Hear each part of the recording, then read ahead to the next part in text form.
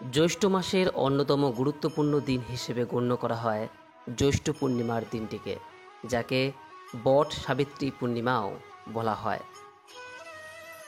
এই বছর 1432 বঙ্গাব্দ 2025 সালে এই পূর্ণিমা তিথি শুরু হবে আগামীকাল 26শে জ্যৈষ্ঠ 10ই জুন মঙ্গলবার সকাল 11:05 থেকে, যা থাকবে পরের দিন 27শে জ্যৈষ্ঠ 11ই জুন বুধবার দুপুর 12:38 পর্যন্ত।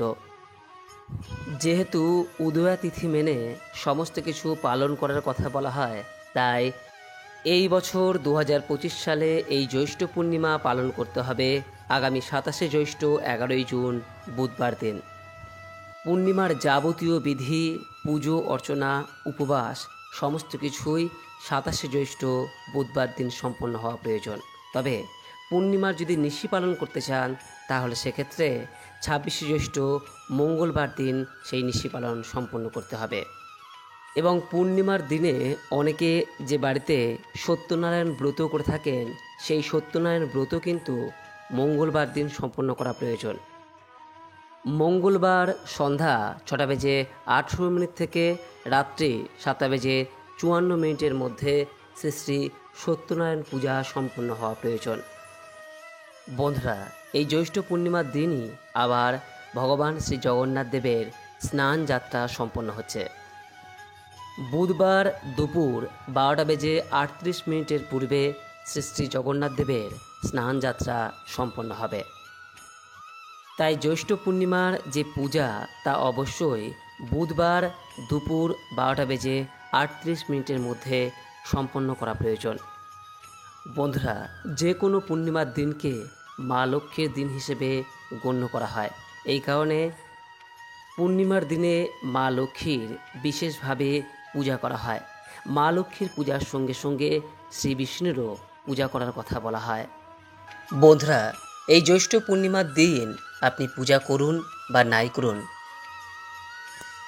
এই পূর্ণিমার সময়কালে 1 ঘটি জল এই স্থানে ঢেলে দিয়ে একটি প্রদীপ পারলে অবশ্যই জ্বালান। দেখবেন এতে আপনার গৃহের মঙ্গল হবে। মা লক্ষ্মীর আশীর্বাদে আপনার সকল অভাব দূর হবে। জ্যৈষ্ঠ পূর্ণিমা কেন গুরুত্বপূর্ণ, এর মাহাত্ম্যই বা কী, এবং এই পূর্ণিমায় কোন কোন বিষয়গুলি পালনের কথা বলা হয়, তা আজ এই ভিডিওর মাধ্যমে আপনাদের সামনে ব্যক্ত করব। আশা করি দর্শক বন্ধুরা এই ভিডিওটি আপনাকে সমৃদ্ধ করবে। তাই ভিডিওটি শেষ পর্যন্ত মনোযোগ সহকারে দেখুন। দেখার পর এই সংক্রান্ত কোনো প্রশ্ন বা মতামত থাকলে নিচে কমেন্ট বক্সে অবশ্যই জানাবেন। নমস্কার দর্শক বন্ধুরা, অমৃত কথা এই চ্যানেলে জানাই আপনাদের সুস্বাগতম। ভারতীয় দর্শন, শাস্ত্র এবং বিভিন্ন দেবদেবীর পূজা অর্চনা পদ্ধতি এই চ্যানেলের মূল আলোচনার বিষয়বস্তু। বন্ধুরা, সবার প্রথমে আপনাদের জানায় যে আপনারা নিশ্চয়ই জানেন যে এই জ্যৈষ্ঠ পূর্ণিমার অপর নাম হলো বট পূর্ণিমা। পুরাণ অনুযায়ী এই জ্যৈষ্ঠ পূর্ণিমার দিনে বট গাছের তলায় তপস্যা করে নিজের স্বামী সত্যবানের প্রাণ ফিরিয়ে এনেছিলেন সাবিত্রী। তাই এই পূর্ণিমাকে বলা হয় বট সাবিত্রী পূর্ণিমা। হিন্দু ধর্ম অনুযায়ী বট গাছে ত্রিদেব অর্থাৎ ব্রহ্মা, বিষ্ণু ও মহেশের বাস। তাই এই গাছের পূজা করলে ত্রিদেবের আশীর্বাদ পাওয়া যায়। পারিবারিক সমৃদ্ধি, দীর্ঘায়ু এবং ধন লাভের যদি ইচ্ছে থাকে, তাহলে এই জ্যৈষ্ঠ পূর্ণিমার সময়কালে বট গাছের তলায় 1 ঘটি বিশুদ্ধ জল অর্পণ করে আসুন।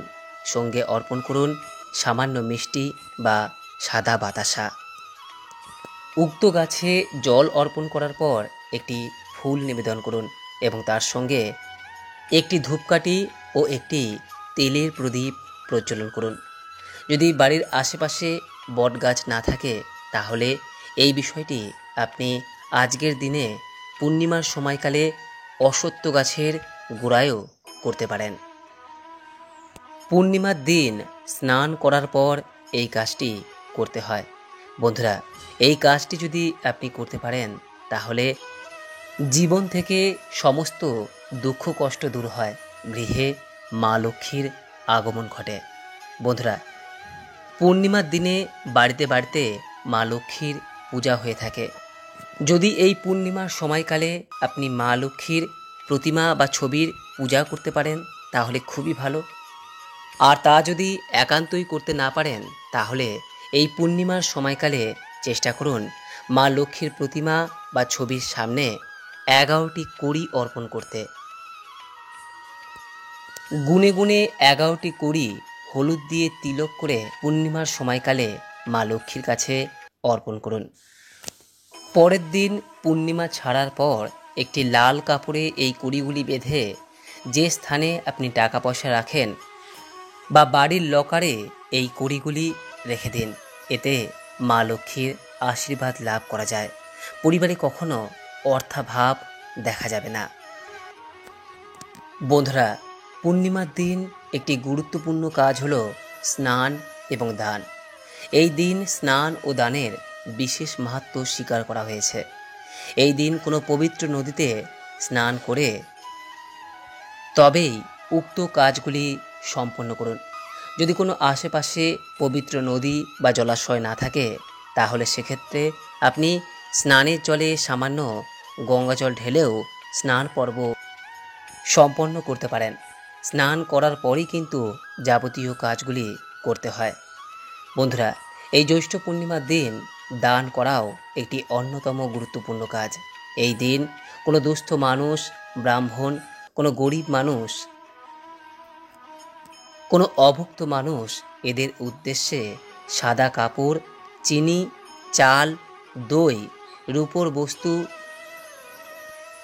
ইত্যাদির যে কোনো একটি সামগ্রী পুজোর পর পারলে অবশ্যই দান করুন। এই দান পরম দান হিসেবে গণ্য হবে। বন্ধুরা, যদি আপনি আপনার জন্মকুণ্ডলিতে চন্দ্রের দোষ দূর করতে চান তাহলে পূর্ণিমার দিন হলো সর্বশ্রেষ্ঠ দিন। যদি আপনার মন অত্যধিক চঞ্চল থাকে, আপনি আপনার মনকে নিয়ন্ত্রণ করতে না পারেন, মনের মধ্যে অকারণে দুঃখ, কষ্ট, চিন্তা ভাবনা এসে জড়ো হয়, তাহলে পূর্ণিমার রাতে সন্ধ্যার সময় একটি তামা বা পিতল বা রূপার পাত্রে জল নিয়ে তাতে দুধ, চিনি এবং ফুল যোগ করে চাঁদের সামনে অর্পণ করুন। খোলা চাঁদে উক্ত সামগ্রীগুলি কিছুক্ষণ রেখে দিন। তারপর চাঁদের দিকে কিছুক্ষণ দর্শন করে চন্দ্রদেবতার উদ্দেশ্যে প্রণাম করুন এবং তাকে মনে মনে আপনার প্রার্থনা ব্যক্ত করুন। দেখবেন এতে যে শুধুমাত্র আপনার জন্মকুণ্ডলিতে থাকা চন্দ্রদোষ দূর হবে তাই নয়, এর মাধ্যমে আপনার মনের মধ্যে এক পরম শান্তি বিরাজ করবে এবং তার সঙ্গে আপনার ও আপনার পরিবারের মঙ্গল হবে। বন্ধুরা, এই জ্যৈষ্ঠ পূর্ণিমার দিন যদি আপনি মা লক্ষ্মীর পূজা করে থাকেন বা মা লক্ষ্মীর উদ্দেশ্যে কোনো কিছু নিবেদন করে থাকেন বা আজকের দিনে বাড়িতে যদি আপনি সত্যনারায়ণ ব্রত করে থাকেন তাহলে অবশ্যই পূজার পর সত্যনারায়ণ ব্রত কথা অথবা জ্যৈষ্ঠ পূর্ণিমার ব্রত কথাটি একবার হলেও শ্রবণ করবেন। সত্যনারায়ণ ব্রত কথাটি যদি আপনি শ্রবণ করতে চান তাহলে এই ভিডিও শেষে তা দেওয়া হয়েছে, প্রয়োজন বোধ হলে দেখে নেবেন। বন্ধুরা, এই জ্যৈষ্ঠ পূর্ণিমার দিন যে সকল পালনীয় বিধিগুলির কথা বলা হলো, এগুলির মধ্য থেকে কোনো একটি যদি আপনি পালন করতে পারেন তাহলে নিশ্চিতরূপেই বলা যায় যে আপনার ও আপনার গৃহের মঙ্গল হবেই হবে। আশা করি দর্শক বন্ধুরা এই ভিডিওটি আপনাকে সমৃদ্ধ করেছে। এরপরও এই সংক্রান্ত কোনো প্রশ্ন বা মতামত থাকলে নিচের কমেন্ট বক্সে অবশ্যই জানাবেন। ভিডিওটি থেকে সমৃদ্ধ হলে অনুগ্রহ করে লাইক করবেন, পারলে শেয়ার করবেন এবং আপনি যদি এখনও পর্যন্ত এই চ্যানেলে নতুন হয়ে থাকেন, পরবর্তী সময়ে এই চ্যানেলের বিভিন্ন ভিডিও পেতে চ্যানেলটিকে সাবস্ক্রাইব করে রাখবেন ও পাশে থাকা নোটিফিকেশন বেল আইকনটিকে ক্লিক করে রাখবেন।